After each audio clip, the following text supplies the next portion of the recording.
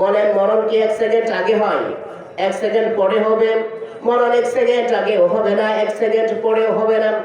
আমাদের সমাজের ভিতরে একটা কুপ্রথা আছে, একটা কুকথা আছে, যে কথাটা জেনে শুনে বললে মানুষের ঈমান থাকে না। কি থাকে না? সবাই বলেন মানুষের ঈমান থাকে না। যদি কোনো মানুষ অল্প বয়সে মারা যায়, আমরা বলি মানুষটা অকাল মৃত্যুবরণ করলো। কি করলো? অকাল মৃত্যুবরণ করলো। আল্লাহ তাআলা বলেন না বান্দারা, কোন মানুষ অকালে মৃত্যুবরণ করে না। অকাল মৃত্যু বলতে কিছু নাই। পৃথিবীর প্রত্যেকটা মানুষ ততটুকু সময় বাঁচবে যতটুকু সময় আমি আল্লাহ তার জন্য নির্ধারিত করে দিয়েছি। আল্লাহ তাআলা যতটুকু সময় আপনার আমার জন্য নির্ধারিত করে দিয়েছেন ততটুকু সময় বাঁচবো, এর বেশি না, কমও না। তাহলে বলেন মরণের কি অকাল বলতে কোনো কিছু আছে? যার মরণ যখন, তার মরণ হবেও ঠিক তখন, আগেও না, পরেও না।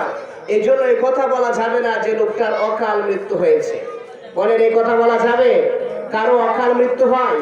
অকালে কারো মরণ হয় না, নির্দিষ্টকালেই মরণ হয়। যে বাচ্চাটার বয়স 6 বছর বয়সে যে বাচ্চাটা ইন্তেকাল করলো, ওই বাচ্চাটার হায়াতে আল্লাহর কাছে ছিল 6 বছর।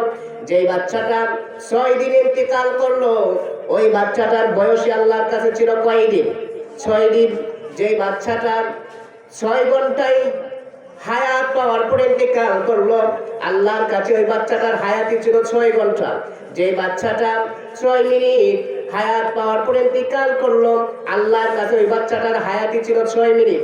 যে বাচ্চাটা 6 সেকেন্ড হায়াত পাওয়ার পরে ইন্তেকাল করলো, আল্লাহর কাছে ওই বাচ্চাটার 6 সেকেন্ড হায়াতই ছিল, এর চাইতে বেশি ছিল না। এই জন্য আমার ভাইরা, অকাল কোনো মানুষের মৃত্যু হয় না। বলেন তো অকাল কোনো মানুষের কি হয় না? মৃত্যু হয় না। এই কথা বলা যাবে যে কোনো মানুষ অল্প বয়সে মারা গেলে, অকালে মারা গেলে, কথাটা বলা যাবে না। এই কথাটা বললে কুফর হয়ে যায়, শিরিক হয়ে যায়।